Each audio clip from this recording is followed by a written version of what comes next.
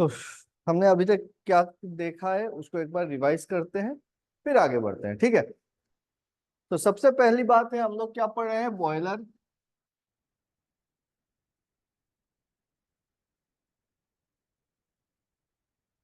Boiler क्या होता है?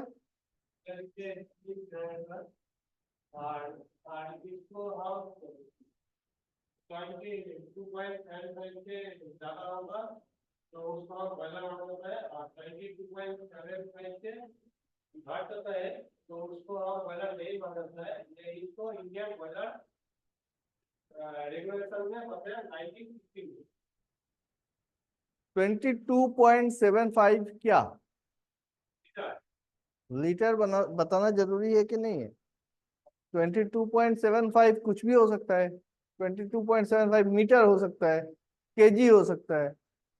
तो 22.75 लीटर, ठीक है बेटा। So boiler is a closed vessel.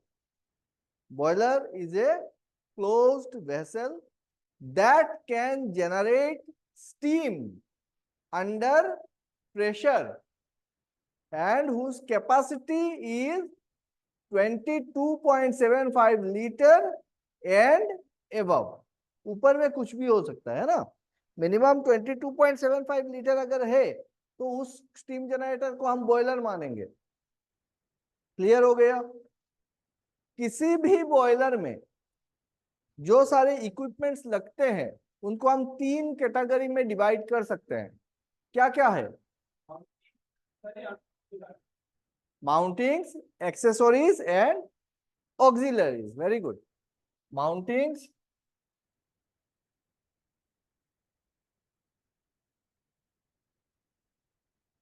Accessories and auxiliaries. अब मेरे को बताओ माउंटिंग्स क्या है? हाँ, और safety, control and safety purpose. Control and safety purpose के लिए जो सारे इक्विपमेंट हम बॉयलर पे लगाते हैं उनको क्या बोलते हैं हम लोग? बॉयलर माउंटिंग्स बोलते हैं। So mountings are the equipments which are installed in a boiler for control and safety purpose। ठीक। एक्सेसरीज क्या है for a boiler? Boiler accessories क्या है?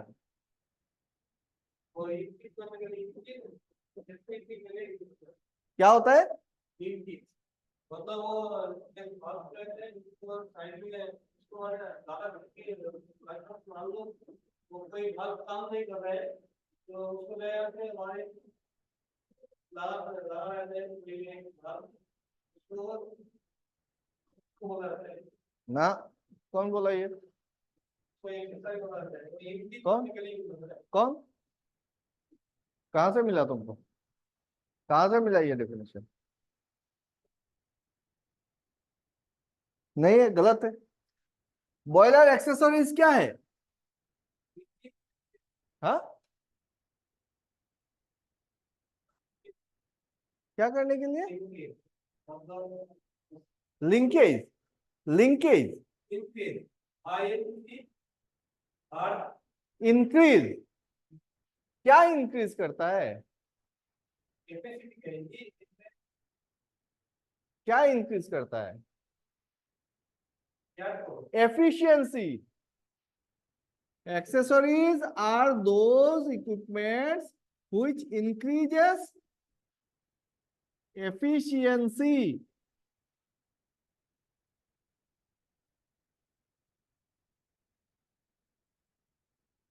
Accessories are those equipments which are mounted on a boiler for increasing efficiency of the boiler। ठीक है, तो boiler का efficiency जो सारे इक्विपमेंट्स इंक्रीज करते हैं उनको क्या बोला जाता है? बॉयलर माउंटिंग्स बोला जाता है। सॉरी, बॉयलर एक्सेसरीज बोला जाता है। ठीक। सो इंक्रीजिंग एफिशिएंसी, एफिशिएंसी का मतलब क्या होता है?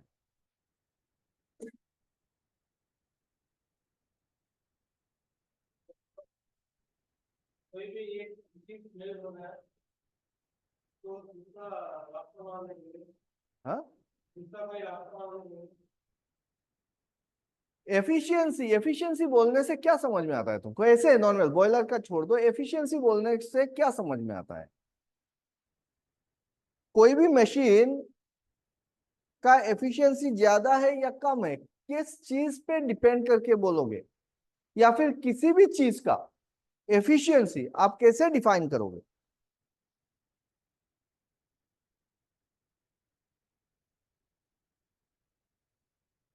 एफिशिएंसी क्या होता है? एफिशिएंसी का मतलब होता है कि हमने कितना इनपुट दिया और क्या आउटपुट मिला मेरे को। अगर आप थोड़ा सा इनपुट देते हो, अच्छा आउटपुट मिलता है, तो हाईली एफिशिएंट, है ना? आपने 100% इनपुट दिया और 50% का आउटपुट निकला, 50% वेस्ट हो गया, क्या ये एफिशिएंट है? नहीं है, है ना? तो एफिशिएंसी का मतलब क्या होता है? एफिशिएंसी का मतलब होता है कि हम कितना इनपुट दे रहे हैं और उससे हमको कितना आउटपुट मिल रहा है। आपने 10 रुपया लगाया, 100 रुपया आ गया, बहुत अच्छी बात है, एफिशिएंट है सिस्टम। समझ में आया? तो एफिशिएंसी का मतलब क्या होता है? एफिशिएंसी का मतलब होता है कि मुझको आउटपुट कितना मिल रहा है विथ रेस्पेक्ट टू इनपुट। सिर्फ आउटपुट से मतलब नहीं है मेरा, है ना? पकड़ लो, पकड़ लो,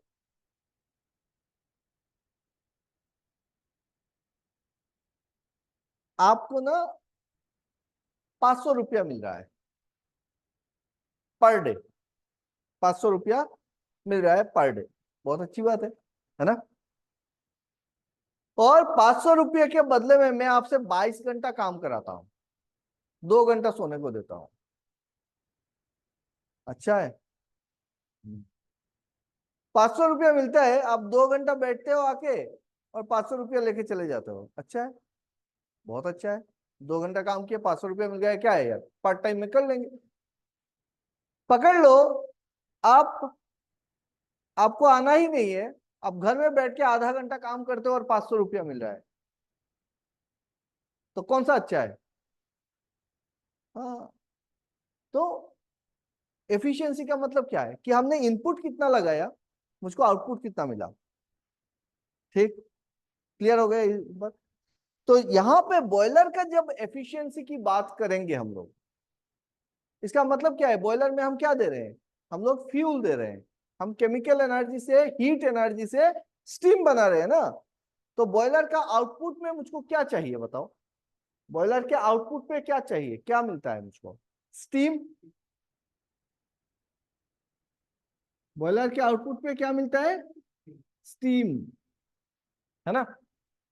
बॉयलर के इनपुट पे क्या मिलता है? इनपुट पे क्या देते हैं? फ्यूल, मतलब कोयला पकड़ लेते हैं, कोयला पकड़ लेते हैं। तो कोयला कितना लगा और कितना स्टीम जनरेट हुआ, ये बताएगा मुझको क्या? एफिशिएंसी। इसका, इसमें और डेप्थ में बात करेंगे, फॉर्मूला वगैरह आएंगे, सिर्फ अभी अंडरस्टैंडिंग ले रहे हैं। एफिशिएंसी का मतलब बॉयलर का एफिशिएंसी क्या समझ में आएगा कि भाई कितना कोयला में कितना स्टीम बना रहे हैं। पकड़ लो, आपने आपने ना 10 टन का कोयला लगाया और आपने 50 टन का स्टीम बनाया, और दूसरा एक बॉयलर है जिसमें आपने 20 टन का कोयला लगाया और सेम कोयला 20 टन का लगाया और 50 टन का ही स्टीम मिला। कौन ज्यादा एफिशिएंट है? पहला वाला, कम कोयला में ज्यादा स्टीम दे रहा है मुझको। समझ में आया मेरी बात है? ठीक है। सो इसी को कहा जाता है एफिशिएंसी। तो एफिशिएंसी को इंक्रीज करने के लिए, इंक्रीज करने के लिए मतलब बढ़ाने के लिए, एफिशिएंसी को बढ़ाने के लिए हम जितने सारे इक्विपमेंट्स लगाते हैं बॉयलर पे, उनको क्या कहा जाता है? एक्सेसरीज कहा जाता है। उसको कहा जाता है एक्सेसरीज। एक्सेसरीज कहा जाता है। अब एक्सेसरीज का कुछ एग्जांपल्स ले लेते हैं। क्या क्या है? इकोनोमाइजर, इकोनोमाइजर, और क्या है? Air pre heater, air pre heater, और क्या है? Super heater, super heater. So economiser, air pre heater, super heater, ये सब क्या है? ये सब हमारे बॉयलर के एक्सेसरीज है। ये लोग क्या करते हैं? बॉयलर का एफिशिएंसी को बढ़ा देते हैं। ठीक, अब थोड़ा सा समझ लेते हैं कि, और थोड़ा सा बात कर लेते हैं, समझ लेते हैं। पकड़ लो इकोनोमाइजर। ये इकोनोमाइजर करता क्या है? क्या करता है इकोनोमाइजर? क्या करता है? याद है?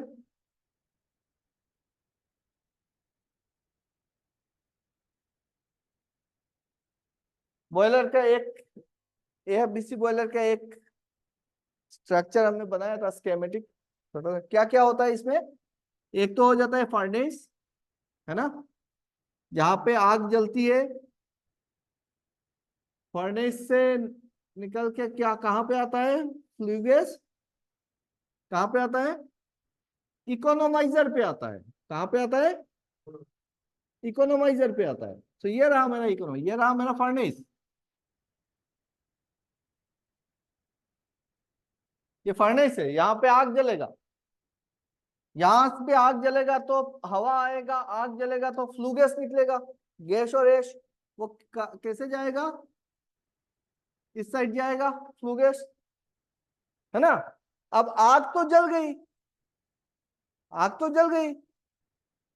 इस फर्नेस के अंदर में आप ट्यूब के अंदर पानी भर के रख लो। यहाँ पे ट्यूब के अंदर क्या भर देते हैं? पानी भर देते हैं। ठीक, अब ये पानी गर्म हो जाएगा तो स्टीम बनेगा, उसको हम निकाल लेंगे अलग से, देखेंगे। अब यहाँ पे जो आग जली तो यहाँ पे हुआ फ्लू गैस। वो फ्लू गैस यहां से अगर एटमॉस्फेयर पे चला जाए तो क्या होता? हीट लॉस होता है ना। तो इसी फ्लू गैस का जो पाथ है, उस पाथ में, उसके रास्ते में हम क्या कर देते हैं? हम कुछ वाटर ट्यूब बैठा देते हैं। क्या बैठाते हैं? वाटर ट्यूब या फिर कॉइल बैठा देते हैं, पानी का ट्यूब। तो जब फ्लू गैस जाएगा इस पाथ से, ट्यूब के अंदर पानी है तो पानी क्या होगा? गर्म हो जाएगा। तो ये जो फ्लू गैस है उसका, वो तो वेस्ट हो चुका था, वो तो निकल जाता है एटमॉस्फेयर पे। उसी का जो टेम्परेचर है उससे हम क्या कर रहे हैं? हीट कर दे रहे हैं पानी को। और यही पानी हम क्या कर रहे हैं? बॉयलर पे ले रहे हैं। बॉयलर के ड्रम पे ये गर्म पानी जाके अंदर जा रहा है। तो अगर ठंडा पानी जाता तो इसको गर्म करने के लिए जो हीट चाहिए था वो भी मेरा एक्स्ट्रा कोयला लगता ना उसके लिए। अभी क्या हो रहा है कि जो गैस मेरा वेस्ट हो जाता, उसी गैस से मैं पानी को गर्म कर दे रहा हूं पहले से। जब पानी गर्म हो जाएगा और गर्म पानी अंदर जाएगा तो एफिशिएंसी बढ़ेगा कि नहीं बढ़ेगा? कोयला का खपत कम हो जाएगा ना। पक्का समझ गया? ओके। तो ये है मेरा इकोनोमाइजर, इसीलिए इसको इकोनोमाइजर बोला जाता है। इकोनोमाइजर क्या करता है? प्री हीट कर देता है वाटर को, जो फीड वाटर है। क्या वाटर बोलेंगे इसको? फीड वाटर बोलेंगे इसको। क्या वाटर बोलेंगे? Feed water. फीड वाटर जो बॉयलर के अंदर जो पानी हम दे रहे हैं इसको हम क्या बोलते हैं? फीड वाटर बोलते हैं। तो फीड वाटर को इकोनोमाइजर प्री हीट कर देता है। क्या करता है? प्री हीट, पहले से हीट कर देता है। क्लियर? सो प्री हीटिंग, इकोनोमाइजर क्या करता है? Pre heating of feed water. Clear? अब इकोनोमाइजर में पानी को गर्म करने के बाद फ्लू गैस जो है उसमें फिर भी टेम्परेचर रह जाता है, पूरा ठंडा नहीं होता है, उसमें फिर भी टेम्परेचर बच जाता है। उस टेम्परेचर को भी काम में लाते हैं। कैसे काम में लाएंगे? उसको हम लोग एयर प्री हीटर में डाल देंगे। कहां पे डाल देंगे? Air pre heater. अब ये एयर प्री हीटर क्या है?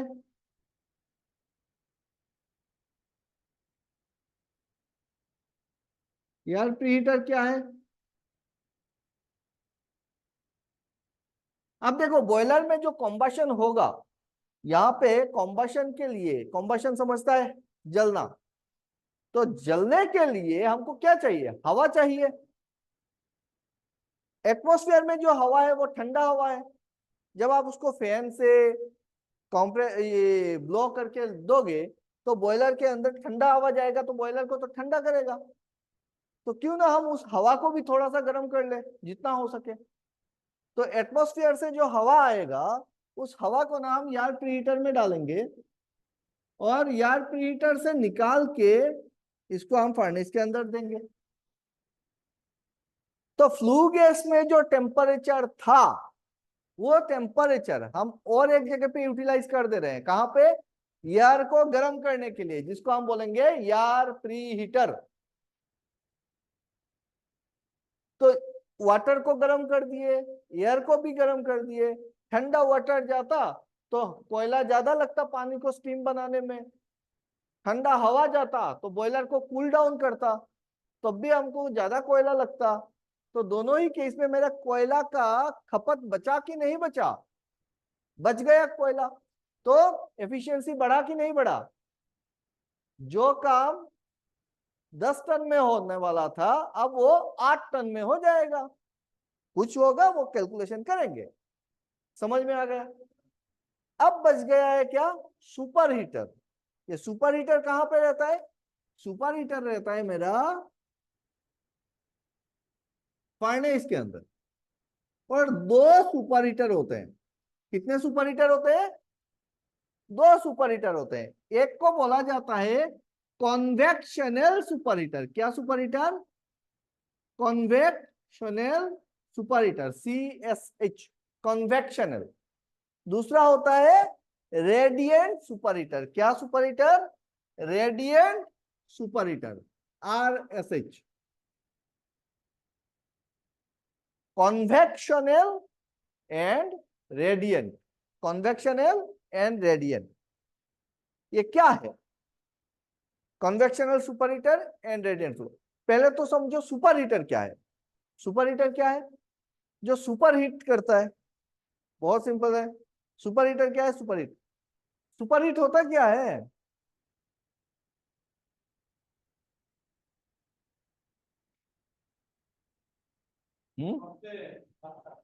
सबसे अच्छा।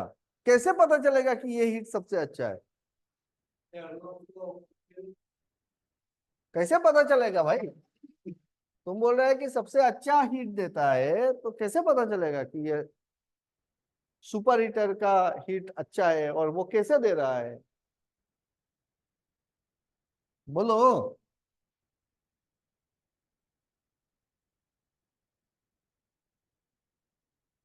देख, पानी को जब हम गर्म करेंगे, चाय बनाता है ना घर में, देखा है? पतीले में पानी लिया, नीचे से आग लगाई, क्या होगा? पानी पहले धीरे धीरे गर्म होगा, नीचे वाला पानी ज्यादा गर्म होगा, बीच में पानी थोड़ा ठंडा रहेगा, धीरे धीरे पूरा सारा पानी गर्म होगा, और फिर बबल्स आने लगेंगे। हाँ, उसके बाद फुल फ्लेजेड में बबल्स आएगा तो धुआं उड़ने लगेगा, पानी सूखना शुरू करेगा। वही तो स्टीम बन के जा रहा है ना। आप एक ओपन कंटेनर ले लो, एक बर्तन में पानी ले लो, बर्तन में पानी ले लो, और उसके नीचे आग लगा दो। अब क्या होगा? गर्म होगा। गर्म होने से पहले क्या, कहां पे हीट जा रहा है? इस पतीले में, पतीले से इस पानी में, और पानी फिर गर्म होते होते एक टाइम के बाद हम क्या देखेंगे कि बबल्स या फिर गैस बन के पानी उड़ रहा है, भाप बन के उड़ जा रहा है, वेपर इसको बोलेंगे। हाँ? अगर मैं इसको ढक देता हूं एक लीड से, मैं इसको क्या कर देता हूं? ढक देता हूं, तो क्या दिखेगा आपको? पकड़ लो, एक कांच का लीड है, लीड समझता है बर्तन के ऊपर ढकने वाला। उस लीड से मैंने इसको ढक दिया तो क्या होगा?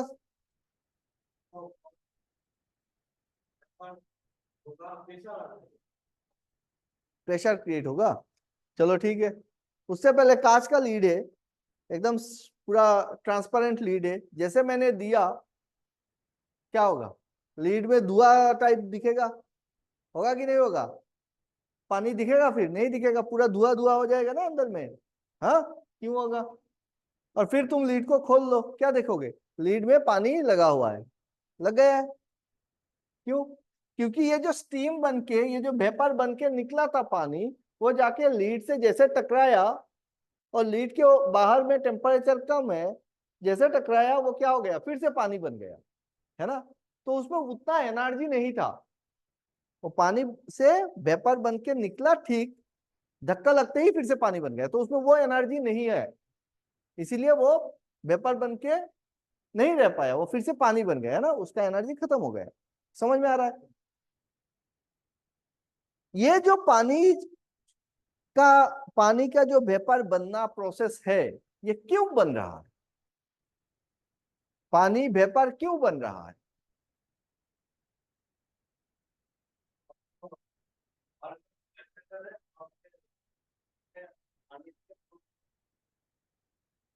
मेरा सवाल को समझो, पानी वेपर क्यों बन रहा है? Why the water is converted into vapor? Heat दे रहे हैं इसलिए हो रहा है। हीट देने से क्यों बनेगा vapour?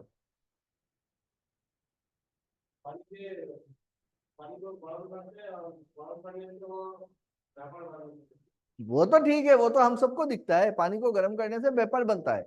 My question is, why the water is converted into vapour when you supply heat?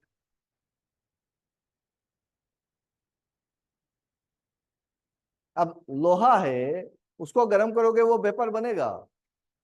लकड़ी है, उसको गर्म करोगे वेपर बनेगा। पानी को गर्म करने से वेपर क्यों बनता है?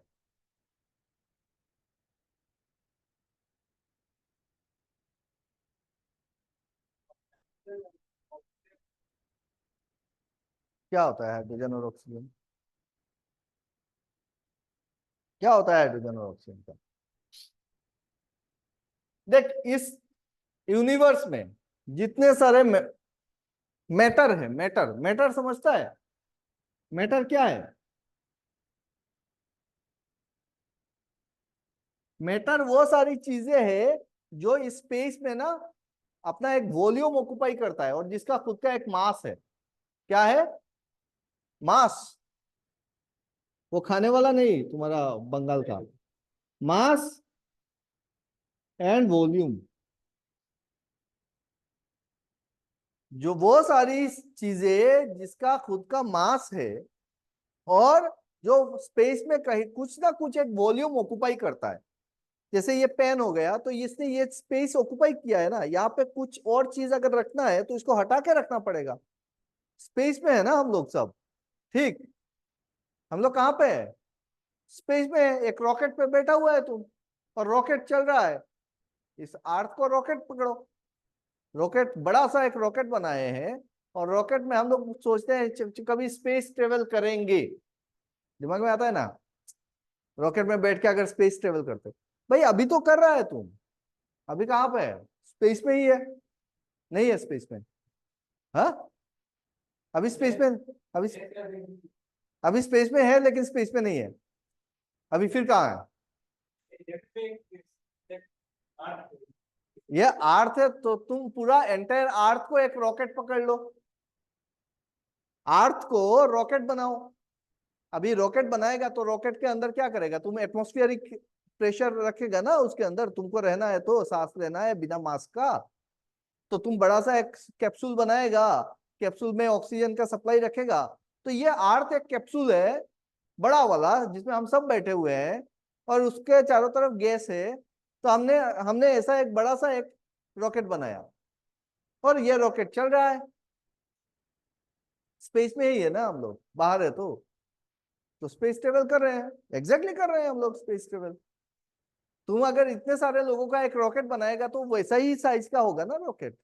इतने करोड़ों लोगों का अगर रॉकेट बनाएगा तो ऐसा ही एक तो एटमोस्फियर रहेगा। तो वी आर इन स्पेस। मैं वही बोल रहा हूं कि ये जो स्पेस है, उस स्पेस में जो जगह ले रहा है, जो सारी चीजें जगह ले लेगी, मतलब वॉल्यूम लेगी, उसको हम लोग क्या बोलेंगे? मैटर बोलेंगे। जो चीज जगह नहीं लेगी उसको हम मैटर नहीं बोलेंगे। ठीक। तो ऐसा क्या चीज है जो जगह नहीं लेती है? ऐसा कुछ चीज है क्या जो जगह नहीं लेती है स्पेस में?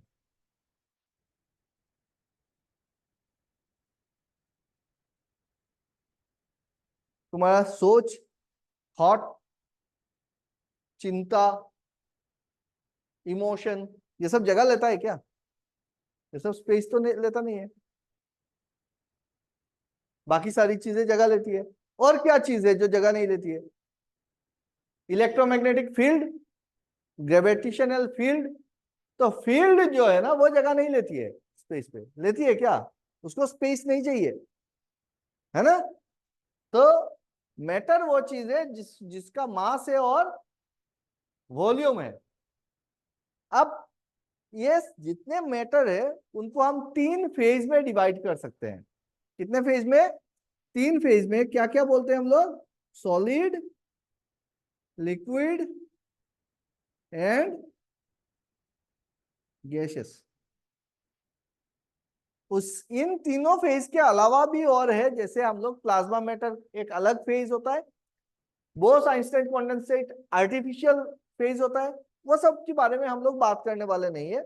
सॉलिड, लिक्विड, गैस ये हमको दिखता है, हर रोजमर्रा की जिंदगी में दिखता है, हमारा काम बनता है इनसे, तो हम इसके बारे में बात कर रहे हैं।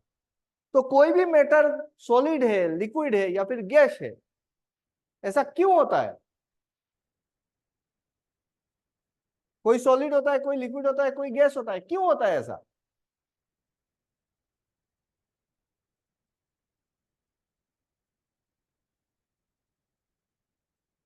मैटर बना किससे है? अब और अंदर जाएंगे, मैटर किस चीज से बना हुआ है? मास और वॉल्यूम इसका प्रॉपर्टी है, ऑक्युपाई करता है, लेकिन बना किस चीज से है?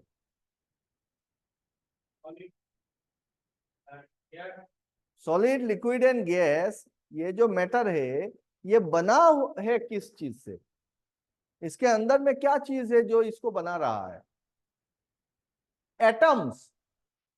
पढ़ा था।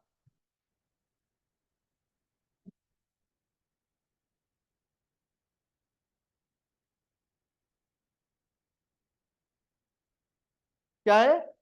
एटम्स है। हाइड्रोजन हो गया, ऑक्सीजन हो गया, हाँ, हीलियम हो गया, लिथियम हो गया, सोडियम हो गया, ये सारे क्या एलिमेंट्स है? और इन सब का अलग अलग एटम्स होते हैं, है ना? दो एटम मिलके एक मॉलिक्यूल, दो या तीन एटम मिलके एक क्या बनाते हैं? मॉलिक्यूल बनाते हैं। तुम बंगाली मीडियम से है? अणु, परमाणु। हाँ। तो एटम्स एंड मॉलिक्यूल्स, ये हो गया परमाणु, ये हो गया अणु। यही पढ़ा होगा तुम। अब समझ में आ रहा है? तो हाइड्रोजन क्या है? एक एटम है। ऑक्सीजन क्या है? उसका एक एटम है। तो हाइड्रोजन का दो एटम और ऑक्सीजन का एक एटम मिलके ही हमारा होता है पानी। तो जिस दुनिया में जितने सारे मैटर है ना वो सब किस चीज से बना हुआ है? वो बना हुआ है एटम से। Atoms, atoms. क्लियर? अब एटम मिलके बनाता है मॉलिक्यूल्स, और मॉलिक्यूल्स मिलके बनाता है मैटर। ठीक। ये मैटर, ये जो मॉलिक्यूल्स है ना, उनके बीच में जो फोर्स ऑफ अट्रैक्शन है वो कितना स्ट्रांग है उसके ऊपर डिपेंड करके अलग अलग फेज बनते हैं। अगर ढीला ढाला फोर्स लगाए लिक्विड बनेगा, स्ट्रॉन्ग फोर्स लगाए हिलने नहीं दे रहा है, एक दूसरे के मुकाबले में, एक मॉलिक्यूल के दूसरे मॉलिक्यूल के मुकाबले में हिल नहीं रहा है, अगर हिलता है तो सब एक साथ हिलता है, तो ये क्या बन रहा है? सॉलिड। जैसे ये है सॉलिड है ना? ये इसका मॉलिक्यूल हिल नहीं रहा है क्या? हिल रहा है। लेकिन सारे के सारे उनका रिलेटिव जो पोजीशन है, रिलेटिव पोजीशन, एक मॉलिक्यूल का दूसरे मॉलिक्यूल के मुकाबले में जो पोजीशन है वो चेंज नहीं हो रहा है। समझ में आया? इसीलिए सॉलिड है। देखा, एक साथ मूव करे। पानी में क्या होगा, लेयर वाइज एक मॉलिक्यूल दूसरे मॉलिक्यूल के मुकाबले में अपना पोजीशन चेंज करेगा, लेकिन वो निकल के जा नहीं सकता है, उसमें भी फोर्स ऑफ अट्रैक्शन है, इसीलिए वो लिक्विड बना हुआ है। गैस में कोई अट्रैक्शन नहीं है, एक मॉलिक्यूल इधर जा रहा है दूसरा इधर जा रहा है। ठीक, अब ये जो बॉन्ड है ना एक मॉलिक्यूल का दूसरे मॉलिक्यूल के साथ, ये बॉन्ड स्ट्रॉन्ग बॉन्ड है तो सॉलिड है, हल्का फुल्का बॉन्ड है लिक्विड है, बॉन्ड नहीं है गैस है। ठीक, हम लोग अगर सॉलिड में अगर हम लोग हीट सप्लाई करें, हीट सप्लाई करने से वो एटम को क्या मिलेगा, मॉलिक्यूल्स को क्या मिलेगा, एनर्जी मिलेगा। जब एनर्जी मिलेगा तो वो ज्यादा वाइब्रेट करेगा, ज्यादा वाइब्रेट करेगा तो वो सॉलिड से क्या होगा, एक दूसरे का बॉन्ड टूटना शुरू करेगा और वो लिक्विड बनेगा। और ज्यादा हीट दे दो उसको और एनर्जी मिलेगा, खुल गया है, गैस बन गया। ठीक, अब पकड़ लो सॉलिड मतलब आइस, वाटर एंड स्टीम या फिर वेपर।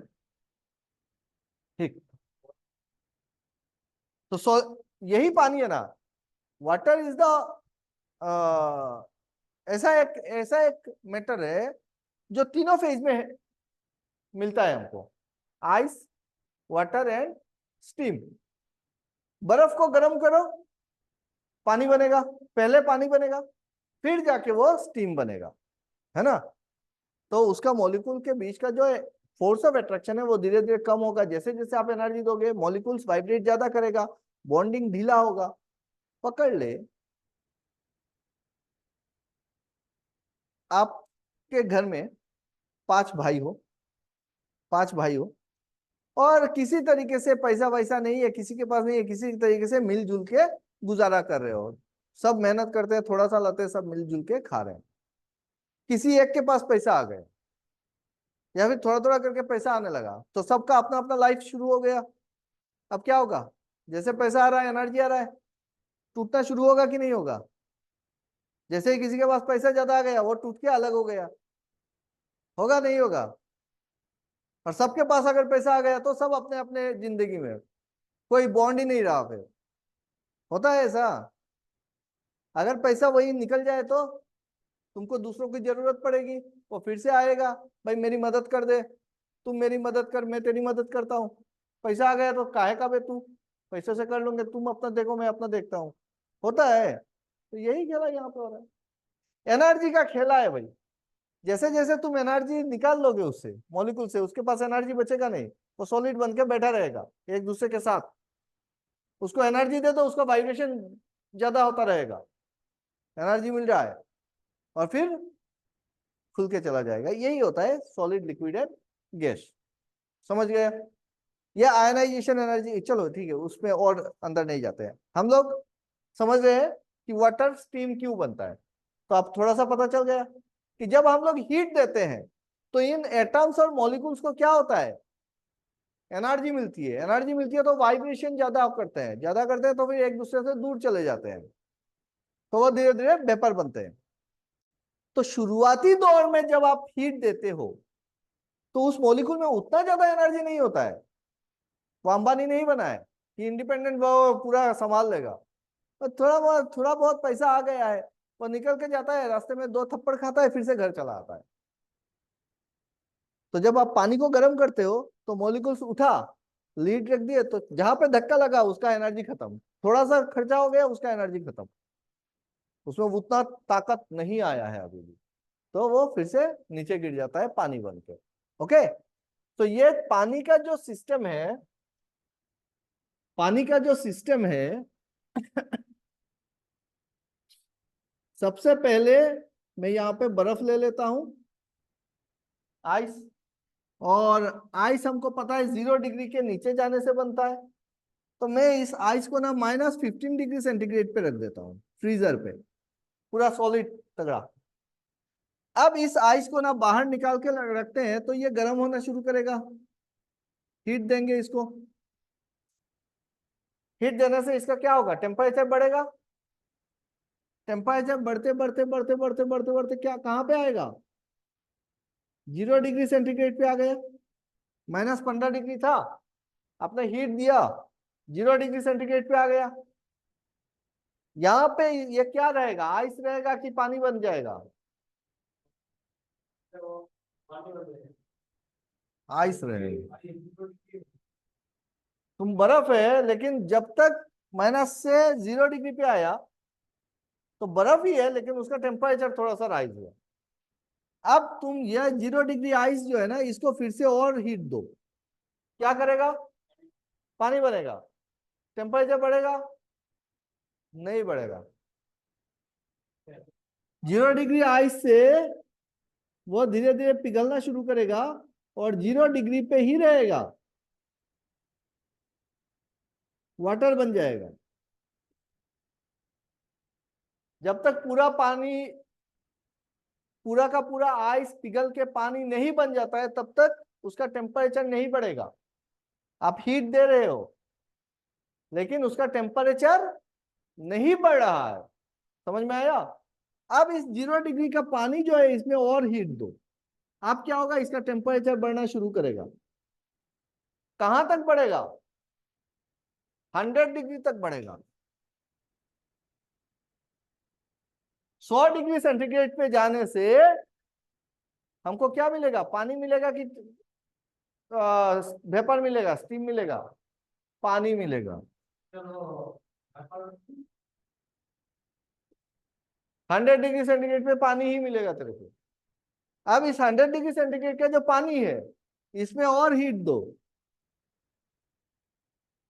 तो क्या मिलेगा, 100 डिग्री सेंटीग्रेड का वेपर मिलेगा। 100 डिग्री सेंटीग्रेड का वेपर मिलेगा। जब आपने पानी को दिया तो ये वेपर बन गया आप 100 डिग्री पे, ठीक है। अब इसमें और हीट दो, तब जाके वो स्टीम बनेगा। समझ में आ रहा है बातें। अब स्टीम जो बनेगा ना, उसमें भी अलग अलग क्वालिटी के स्टीम बनेंगे। एक को हम बोलेंगे सेचुरेटेड स्टीम और दूसरा होगा तुम्हारा सुपर हीटेड स्टीम। ये क्या बात है, इसमें आ रहे हैं। उससे पहले यहाँ पे देखो, हम जब भी किसी चीज को हीट देते हैं तो वो गर्म होता है तो उसका टेम्परेचर बढ़ता है। यहाँ पे हम हीट दे रहे हैं लेकिन वो हीट क्या हो रहा है, टेम्परेचर नहीं बढ़ रहा है। क्यों,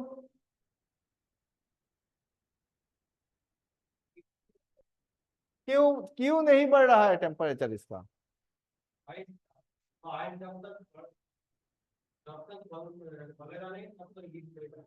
क्यों नहीं बढ़ेगा, टेम्परेचर नहीं बढ़ेगा, हीट तो दे रहे हैं ना। क्योंकि हीट का मतलब क्या है, एनर्जी है, एनर्जी सप्लाई कर रहे हो। जब आप आइस को एनर्जी सप्लाई कर रहे हो 0 डिग्री पे, तो वो सारा का सारा हीट वो कहाँ पे खर्चा कर रहा है, वो सारा एनर्जी खर्चा कर रहा है अपना जो मॉलिक्यूल्स है ना, उसका इंटरनल एनर्जी बढ़ा रहा है। इंटरनल एनर्जी बढ़ के उसका वाइब्रेशन बढ़ रहा है, जिसके चलते वो एक दूसरे से दूर जा रहा है, बॉन्डिंग वीक हो रहा है, तब जाके वो वाटर बन रहा है। समझ में आया। हीट के चलते वो सारा हीट कहां पे खपत हो गया, वो फेज फेज चेंज करने में खपत कर दिया, सारा फेज चेंज होने में। ठीक, पकड़ ले, आज तुम्हारे पास पैसा नहीं है, सैलरी नहीं है, नौकरी नहीं है, ठीक, कल को तुम्हारा, आज पकड़ लो तुम्हारे पास घर भी नहीं है, कुछ नहीं है, और तुमको नौकरी लग जाता है, पैसा आना शुरू हुआ, एनर्जी आया कि नहीं आया, तो तुम सारा पैसा कहाँ पे खर्चा करेगा, पहले घर बनाएगा, तुम अपना कपड़ा शपड़ा लेगा, गाड़ी वाड़ी, तो दिखेगा ना वो चीज।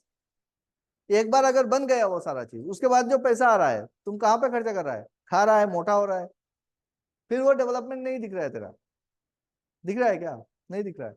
तो एनर्जी जो है वो इंटरनल एनर्जी को बढ़ा रहा है, और उसके बाद जो पैसा आ रहा है वो तुम छुपा के रख रहा है, दिखा नहीं रहा है लोगों को, बन गया ना। तो पहले शुरुआती टेम्परेचर रेंज दिखा आपको, और फिर वो फेज ट्रांजिशन हो गया, तुम्हारा लेवल शिफ्ट हो गया, आइस से वाटर बन गया, लेकिन टेम्परेचर नहीं बढ़ा।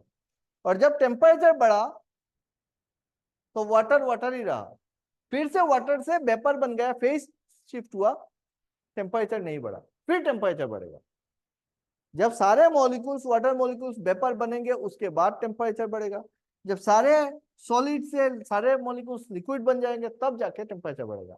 तो ये जो हीट है ना, ये दो टाइप की हीट मुझको दिख रहे हैं। एक हीट जिसको देने से टेम्परेचर बढ़ रहा है, उस हीट को क्या हीट बोलेंगे? इसको बोलेंगे, ये जो हीट यहाँ पे हमने डेल्टा H1 का हीट लगाया ना, पकड़ लो, H1 हीट दिया आपको, इस हीट को क्या हीट बोलेंगे? जो टेम्परेचर को बढ़ाया इसको बोलेंगे सेंसिबल हीट,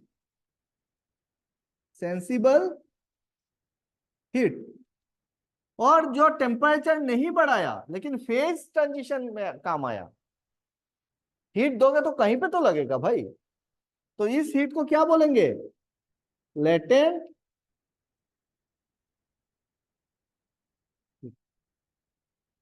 एक हो गया सेंसिबल हीट, दूसरा हो गया मेरा लेटेंट हीट। तो लेटेंट हीट क्या काम में आता है? फेज चेंज में काम आता है।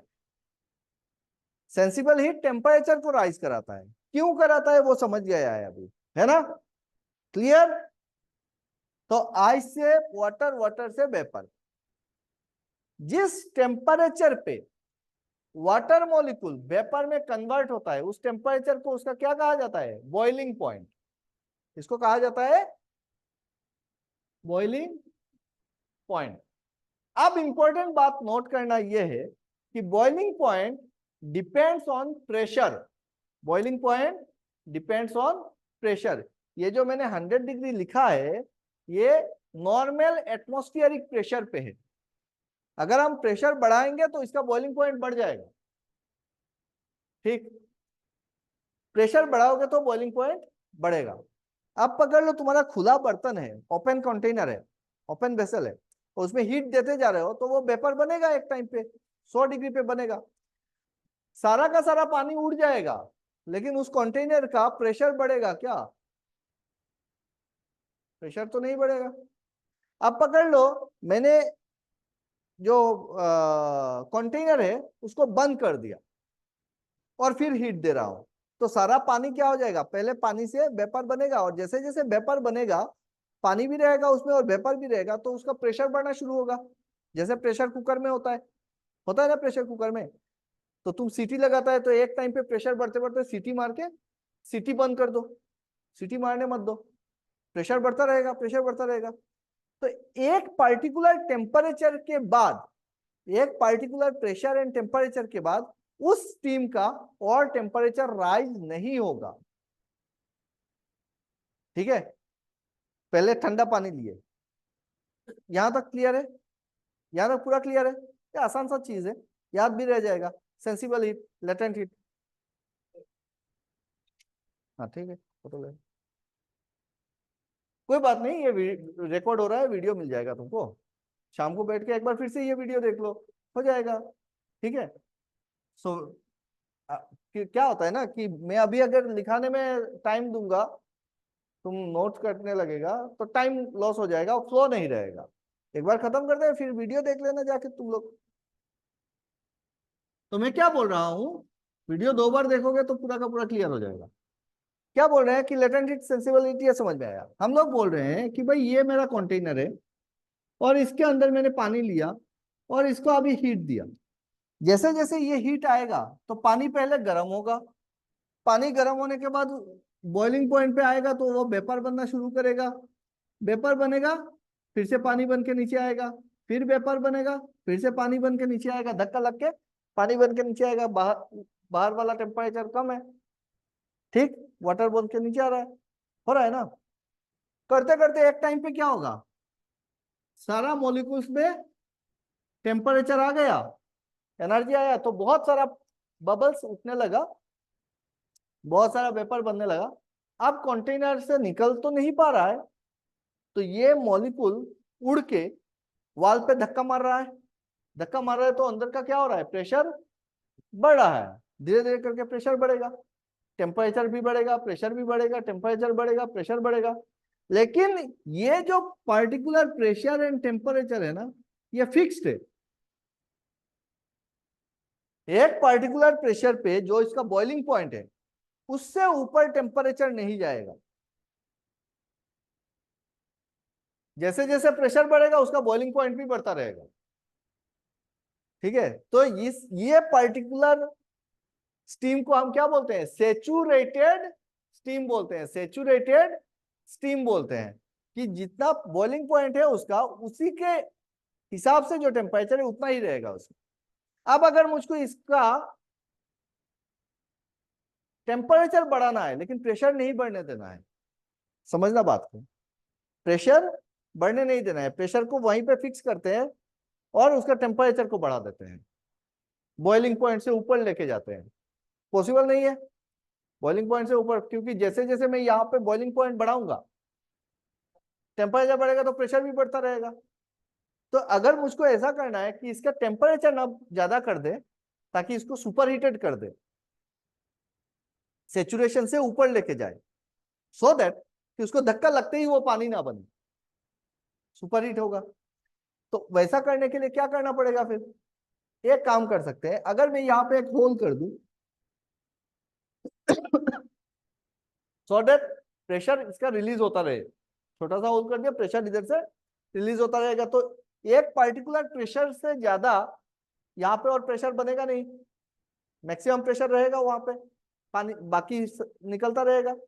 और कंटिन्यूअसली हीट देते रहे, हीट देंगे तो एक टाइम पे क्या होगा, सारा पानी खत्म हो जाएगा।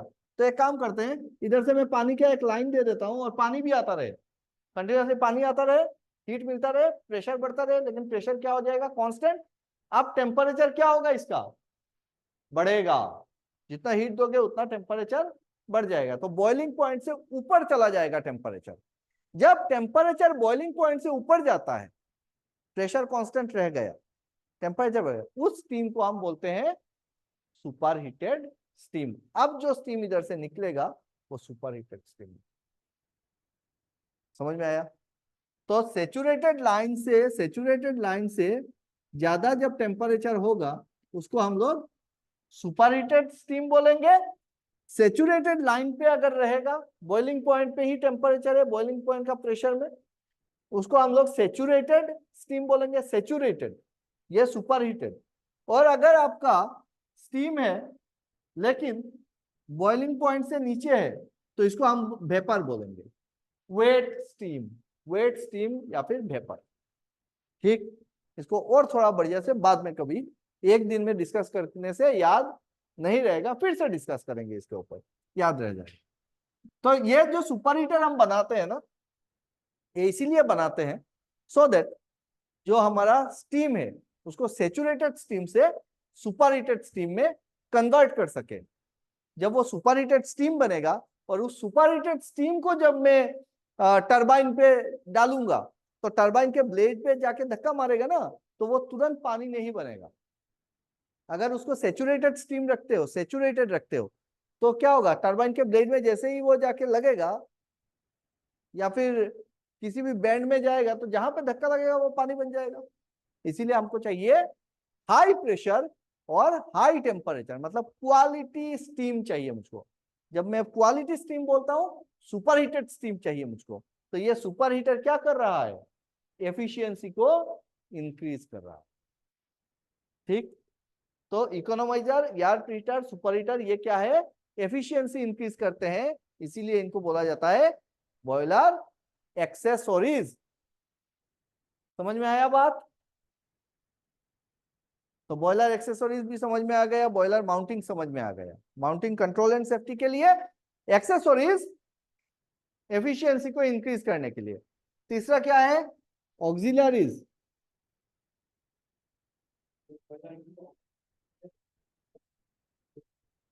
हाँ, those equipments which helps the boiler to run, चलने में मदद करता है। क्या है ऐसा इक्विपमेंट,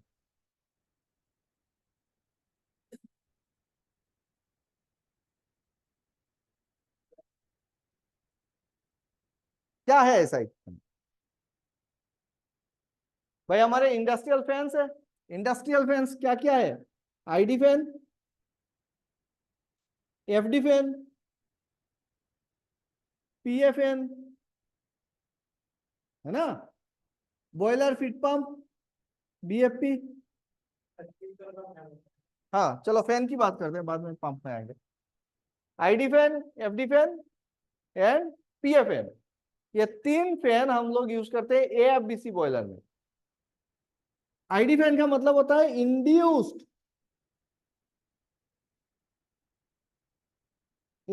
ड्राफ्ट,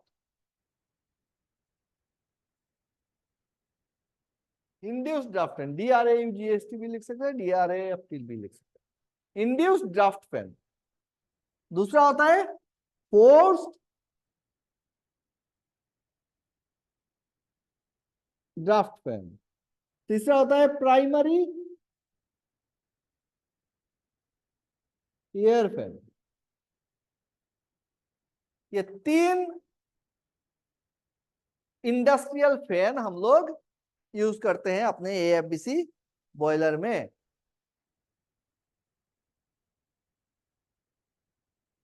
काम पता है इनका फंक्शन? आईडी फैन मतलब इंड्यूस्ड ड्राफ्ट फैन, नाम से पता चलता है इंड्यूस्ड। ये क्या करता है?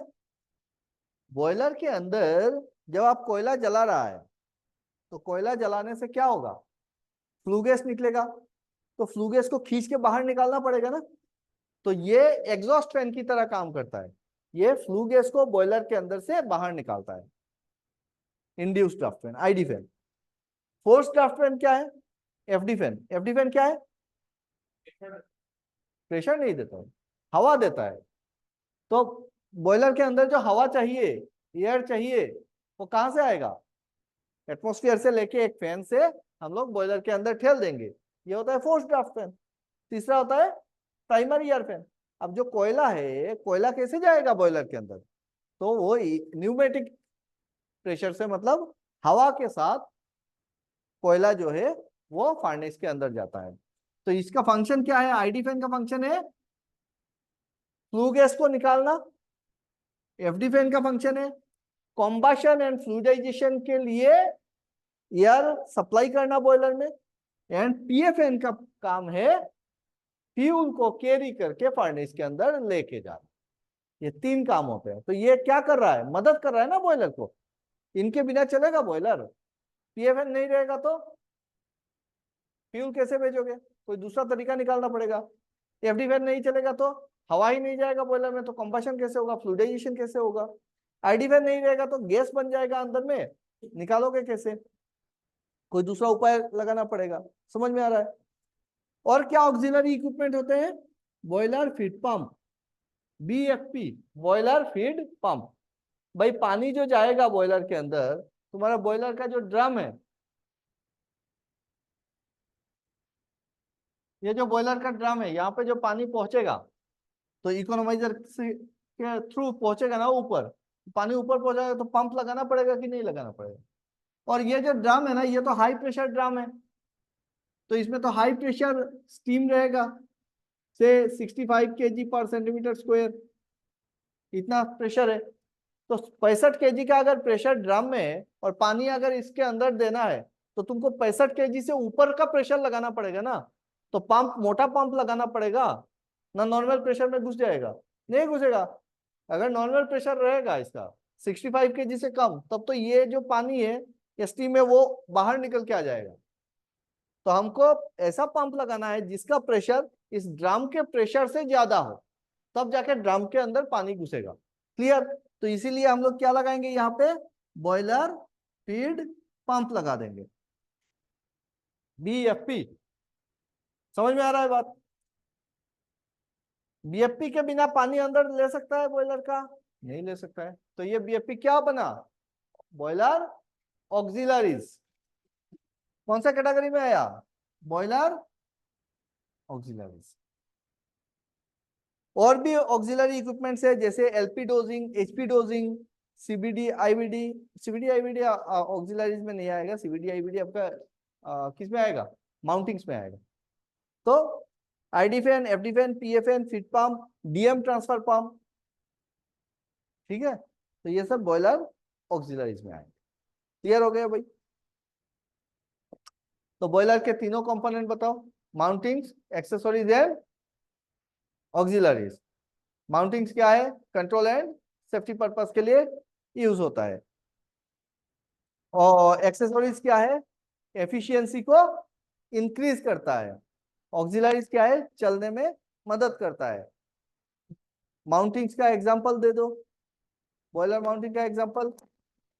Pressure gauge, temperature gauge, level gauge, हाँ, सीबीडी, आईबीडी, सेफ्टी वाल्व। ये जो ड्रम का ऊपर, ड्रम में अगर प्रेशर ज्यादा हो जाएगा तो प्रेशर रिलीज कैसे करेगा? तो ऊपर में सेफ्टी वाल्व लगाएंगे, जैसे हमारे कुकर में भी सेफ्टी वाल्व होता है। एक तो होता है डेड वेट वाला सीटी, और एक होता है सेफ्टी वाल्व। अगर कभी प्रेशर का सीटी, प्रेशर कुकर का सीटी नहीं उठा और ज्यादा प्रेशर आ गया, तो वो सेफ्टी वाल्व क्या होगा? फट के, तो उसमें एक डायफ्राम होता है छोटा सा। तो सेफ्टी वाल्व, ये सब क्या है? बॉयलर माउंटिंग से। बॉयलर एक्सेसरीज बताओ, economiser, air preheater and super heater. इसको एक्सेसरी क्यों कहते हैं? क्योंकि हम एफिशिएंसी इंक्रीज कर सकते हैं। कैसे कर सकते हैं बता सकता है अभी? कि सर इकोनोमाइजर में फ्लू गैस का जो टेम्परेचर है उसी से हम लोग पानी को पहले से गर्म कर लेता है, तो कोयला कम लगेगा। हवा भी गर्म कर लेंगे एयर प्रीहीटर में उसी फ्लू गैस से, क्योंकि वो फ्लू गैस तो एटमॉस्फेयर पे जाने वाला था, उसी को काम में लगा दिए। और सुपर हीटर में हमने स्टीम को, प्रेशर को कांस्टेंट रख के टेम्परेचर बहुत हाई कर दिया, तो इसीलिए सुपर हीटेड हो गया, एफिशिएंसी मेरा इंक्रीज। M I clear? चलो, और क्या देखे हमने? लेटेंट हीट देखा, सेंसिबल हीट देखा। लेटेंट हीट क्या है? वो हीट जो फेज ट्रांजिशन कराता है, टेम्परेचर राइज नहीं करता है। ठीक, जो हीट टेम्परेचर को बढ़ा देगा उस हीट को हम बोलेंगे सेंसिबल हीट, सेंस कर सकते हैं, सेंसिबल हीट। पर जो दिखता नहीं है, छुपा हुआ हीट है। हीट तो दे रहे हो लेकिन वो छुपा हुआ है, टेम्परेचर तो आया ही नहीं, वो क्या है? लेटेंट हीट है। ठीक है, so latent heat of fusion, latent heat of, ये सारी बातें हम लोग, वेपोराइजेशन, ये सब बाद में कभी करेंगे। एक दिन में करने से तुम्हारे दिमाग से सारा निकल जाएगा, है ना?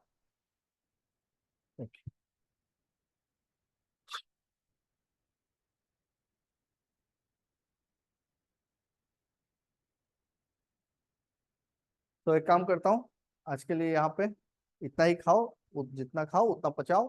ठीक है, क्या क्या देखा? बॉयलर क्या है? बॉयलर का डेफिनेशन याद करो। A closed vessel whose capacity must be 22.75 liter and above and that can generate steam under pressure। कोई भी स्टीम जनरेटर बॉयलर नहीं होता है, कोई भी स्टीम जनरेटर बॉयलर नहीं होता है, एज पर आईबीआर एक्ट 1950। या फिर मैं ऐसा बोल सकता हूं कि कोई भी स्टीम जनरेटर को हम बॉयलर बोल सकते हैं अगर उसका कैपेसिटी ज्यादा हो। उल्टा करके बोले हैं। ठीक, दूसरी बात, बॉयलर के एक्सेसरीज क्या क्या है, बॉयलर के ऑक्सिलरीज क्या है, बॉयलर के माउंटिंग्स क्या है, वो समझ गए। हीट समझ गए, sensible heat, latent heat. Phase समझ गए, solid, liquid and gases. Okay.